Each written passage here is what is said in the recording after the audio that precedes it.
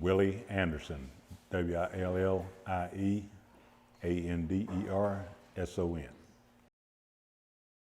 I was born April the 30th, 1951 here in Greeneville, Tennessee. I grew up here in Greeneville as well. George Clem was the primary school, and back when the schools integrated in 1965, we went to Greeneville Middle School, which is the junior high school, and from there to Greeneville High School. Those were the fun days. I think you felt a sense of community, you felt a sense of belonging. And I think as far as the teachers and the community, it was one where you really felt like you were a part of. Well, I can remember one vividly. Of course, my third grade teacher is always one that stood out in my mind, Miss Virginia Davis. And of course, this was before integration. And we had a teacher that came over and taught us Spanish. And really, there was 3 of the students in the classroom. We did the 3 bears in Spanish, and we went around to all the schools in Greeneville and did the oration. It was interesting. I mean, really learning Spanish, and I can still remember some of the Spanish lines and everything like that to this day. But I think for us, it gave us a different perspective on life. Well, I think in a sense we were already prepared for integration, because on the street that I grew up on, Cedar Street, which is it's non-existent right now, but on Cedar Street, my next door neighbors were Caucasian. 2 neighbors down below that were Caucasian. So we had Caucasian residents on the street. So we had a sense of people being different. But I think the biggest part of the integration itself was going to the movie theaters, and you've probably heard stories about that, where you had to sit in the balconies, you had to go across the street to the restroom, even had to go down a corridor to get your popcorn and soft drinks. But I think even with that, even the restaurants, we had to go to different windows to be served. And I think sometimes it was a humbling experience, but then again, you accepted it as. And I think one of probably the biggest changes was when Martin Luther King was, we saw the movement on Tennessee, didn't really understand a lot of the whys, as far as, why just because you're different, that you had to be treated that way. But I think even that is to realize that nonviolence is not the way that you needed to change things. I mean, really, even with the beatings, the killings and everything like that, you knew that was not the way to live life. And even our grandparents and teachers, they taught us that was not the way that we should conduct ourselves. Even when you've been treated that way yourself, that you always have to turn the other cheek, if I were to say that.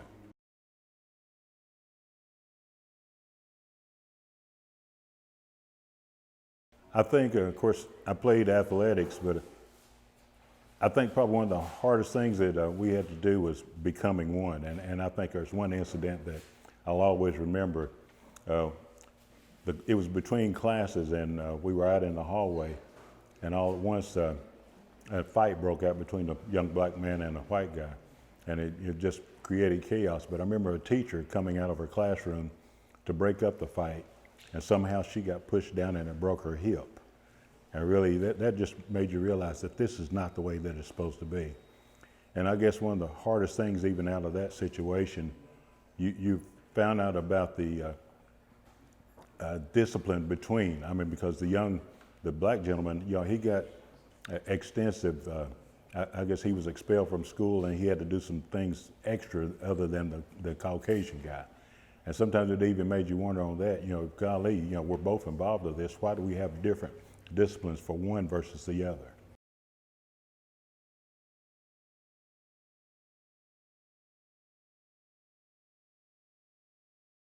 Not really. I think, like I said, my mom, she worked for a Caucasian family, and really for them is catching the bus. They had to walk downtown and catch the bus out to the neighborhoods where they cleaned houses and did things around the people's homes. But even with them, it was nothing, I guess, real violent as far as protests or anything of that nature. I think Greeneville was probably not as violent as other places was.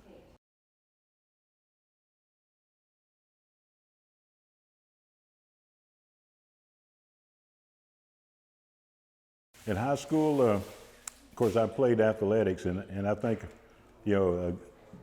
we'd always heard about going to, I guess, a place called Erwin, Tennessee, and really, I had already prepared myself mentally, but to get over there and have to play in a hostile environment, it was totally different as well. And I always bring up one incident that happened even on my own team because, you'd heard about all the racial strife that was in Erwin. But I remember we were playing a football game here in Greeneville, and we were playing Alcoa. And I was guarding this guy that was pretty fast. And one of my players came back to the huddle, and he said, you might want to watch that Negro over there. He's pretty fast. And I'm saying, duh, here it is. I'm playing against other teams, and I've got hostility even on my own team. I don't know which one is which.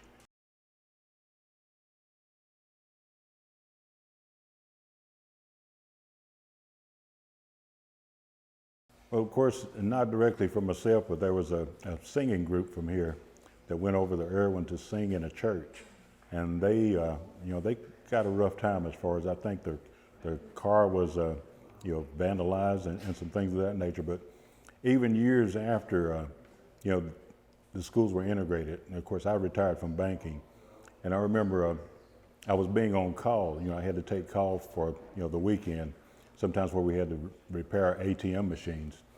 And I always said in my mind, I said, I hope I get somebody from Erwin just in case I have to go there, that at least I'm in a peaceful environment a little bit.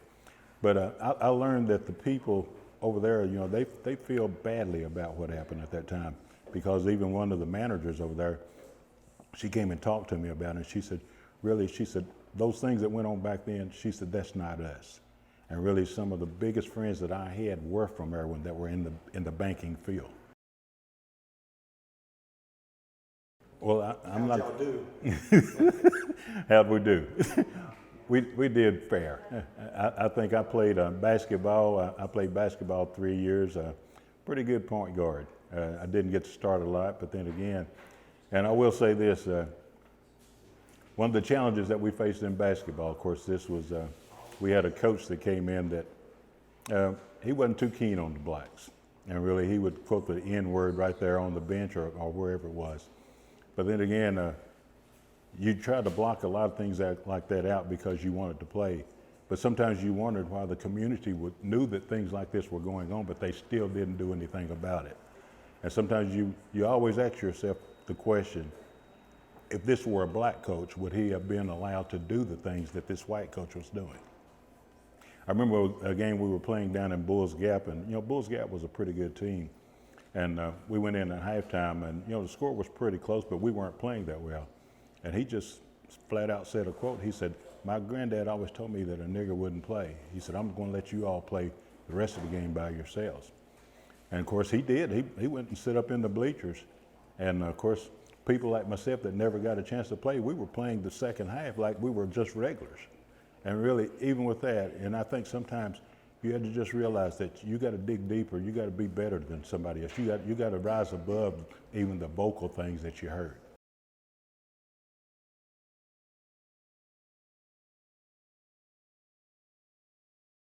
My mom was Lula Scott, and my granddad was James Scott. They migrated out of a place called Greene County, Georgia, and really they went to Shelby, North Carolina, only because of the cotton crop over there. And really, for them, it was a matter of looking for jobs. But I think for them back then, the cotton was a job for them. When the boll weevils began to attack the cotton crop, it was about 4 or 5 men from the Shelby area that had heard about the tobacco crop in Tennessee, in Greeneville. So they brought their families over here. It was my granddad, James Scott, Mr. Elder, and I think Maddox. Mr. Maddox was one of the ones that came over as well. But after they got over here and got established, they still kept in contact with the connection back in the Carolinas.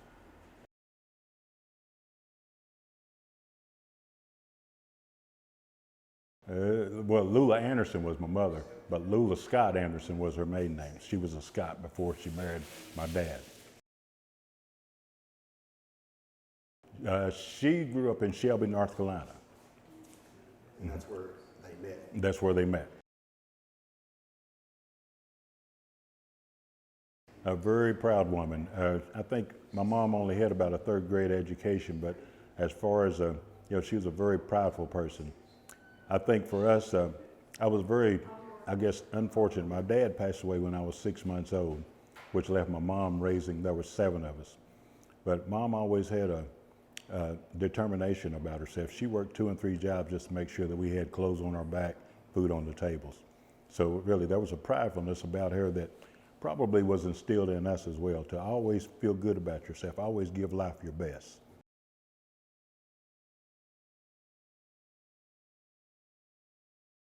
Well, she did domestic work. She did cleaning in homes, but also she did a lot of cooking. I think there was probably about 2 or 3 women in the community that really, around the churches. Back then, our major fundraisers was cooking. I mean, really, I remember there used to be Miss Anna Mae Sarden and my mom and Miss Barbara Peeler. They were some domestic cooks that they could fry some fish. They did a lot of what they called hash. Hash was a hog product, basically, where it was sort of like I'm not what you call it, a spread that you could eat on bread. And you're talking about something good. And really, even sweet potato pies, cakes, really the full 9 yards. No, my mom's been deceased about 10 years now. James Scott, he was an entrepreneur, I guess you would call it that. Even back during the days when he was growing up, he did a lot of needlework, a lot of making Afghans, spreads and stuff like that. Even he was in the Roby Museum, the Nathan Green Museum. He had a display down there for a certain time frame. Very well respected, very well respected.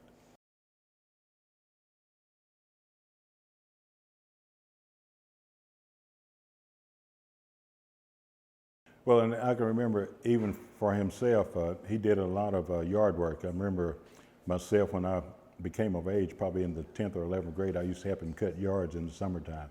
This is when you had just a push mower, no riders.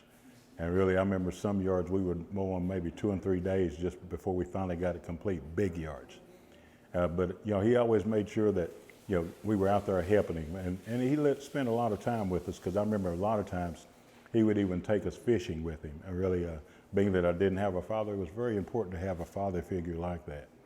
He was a little bit strange because he was a Bible quoter. I mean, really, a lot of times he would carry his Bible wherever he went.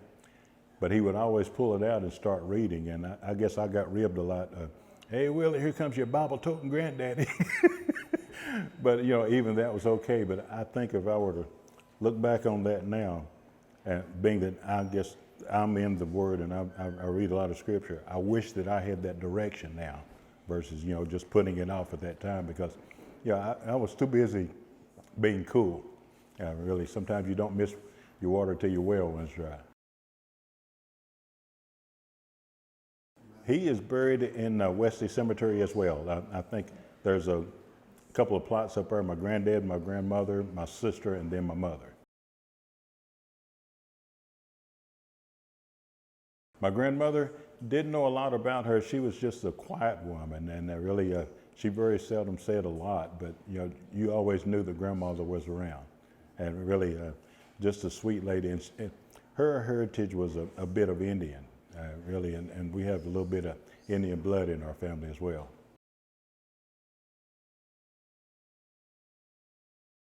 She came out of the Carolinas.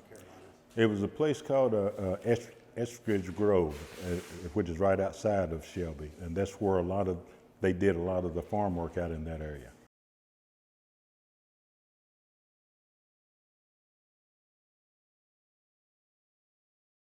No, my granddad was a Seventh-day Adventist, and really, he used to be in the Baptist faith, and I think at some point in time was when the churches began to split, and that's when he became a Seventh-day Adventist. But he was a deacon even in the church. He helped found the church.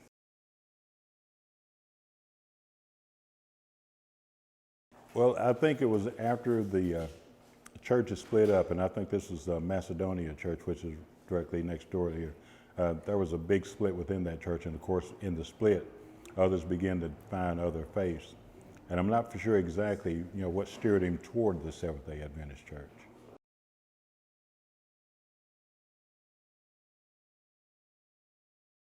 Well, life after high school, I started a family shortly after then. I started working in manufacturing.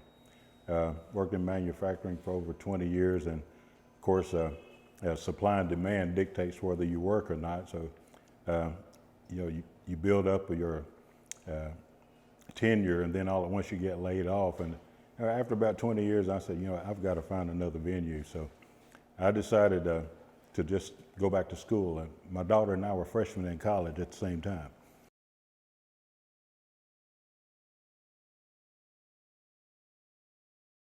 I went to Water State for 2 years, and ended up at Tusculum. Got my Bachelor of Science in Applied Organizational Management.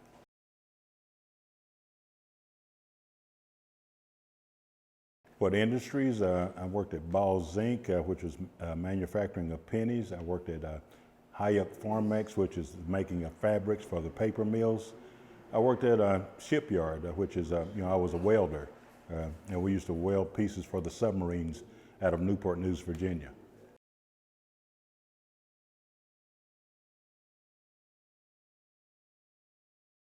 My wife, of course, she's a local person as well, and she was probably one of my cheerleaders, I guess the whole time that I was going through high school and even through our marriage.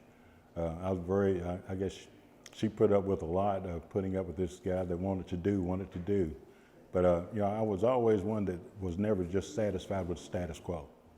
And even for myself, after I decided to go back to school, and of course I finally ended up in a banking career. I never thought that I would have been a banker, but it was just an opportunity that opened up for myself, and doors began to open up for myself. Of course, the doors were by other people that really believed in myself as well. I could say that I've had two people, two branch managers, two vice presidents that really opened up windows for myself.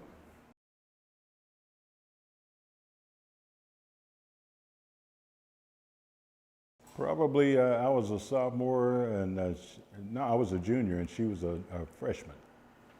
And we dated on and off, and I guess kind of got serious about it right after high school, and that's when we decided to get married.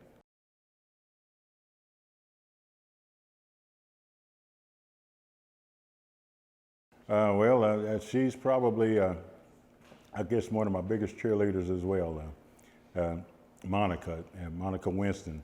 They live over in the Durham, North Carolina area, and they've lived over there for about 18, 19 years.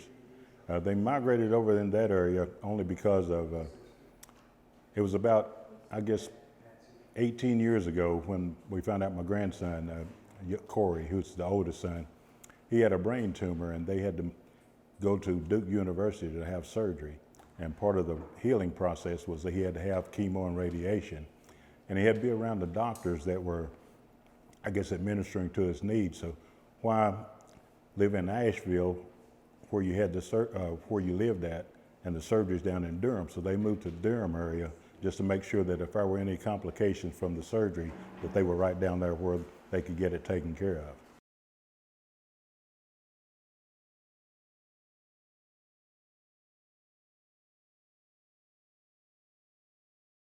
I started working at the bank. Really, I guess if I was ever, I guess a success story, at the same bank that I retired from, I used to mow the lawns, I used to do the plumbing, I used to do the cleaning. And really it's just a matter of, I guess, hard work on my part, but other people opening up doors for you yourself, that I retired as a branch manager and vice president.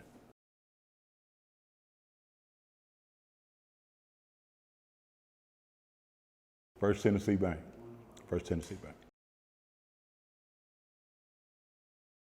I started out in Greeneville, and of course, there was an opening in Johnson City. So I guess myself, realizing that Greeneville's just a small town, I transferred to Johnson City, and I worked in Johnson City about 4 years, I guess it was. And then my mom had some medical issues. Really, she had a stroke And I was going by the nursing home every morning just to make sure that she was taken care of. And of course, it got sometimes to be rather strenuous because, I'm trying to take care of mom, but then again, I've got a job about 40 minutes away. And I just prayed about it, and I said, if ever there's an opportunity, Lord, if you just give me an opportunity where I can come back and take care of my mom, I'll do so. I was able to come back in a management position here in Greeneville, and little to say that 10 years later, I'm still taking care of mom, but it was my obligation to do that.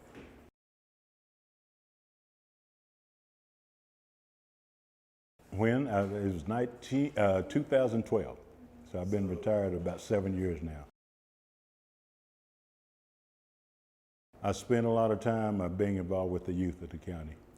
I guess there's one thing that really troubled me years ago is we've had a lot of young men especially that were raised up in our community that didn't really have a lot of good role models in their lives. And I prayed about it and I said, if I ever get a chance to pay back, I would do so. I do a lot of mentoring for young kids, especially boys that are caught between the court system, because a lot of these, once you find out their stories, a lot of these kids are going through some very trying times. A lot of them don't have role models. Their family structure is dysfunctional. And we just sit around and we talk about the game of life, is what I call it. And we talk about the full 9 yards as far as character, as far as values. We even do budgets. And really, I tell them the real world is, really, unless you really get out and get an education yourself, if you're working at just a mediocre job, your lifestyle is going to have to dictate that. Because pretty soon, before you know it, you could be back on drugs, you could be back on alcohol, you can have anger management issues. So we talk about that.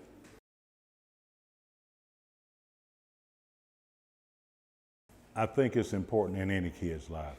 I mean, really, a lot of these, especially young boys, they grow up not having a good father figure in their lives. And I think sometimes as people, we ask ourselves, am I my brother's keeper? And I said, yes, we are, but we just don't carry it to that extent.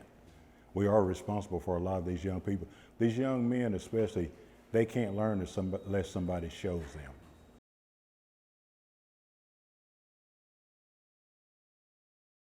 I think Greeneville is a good place to live. There's still a lot of progress to be made, but I think the biggest thing is it's just a matter of all peoples coming together and listening to one another. I think the biggest part of it is doors cannot be open unless we look at it with our hearts instead of our eyes and our minds. It has to come from the heart.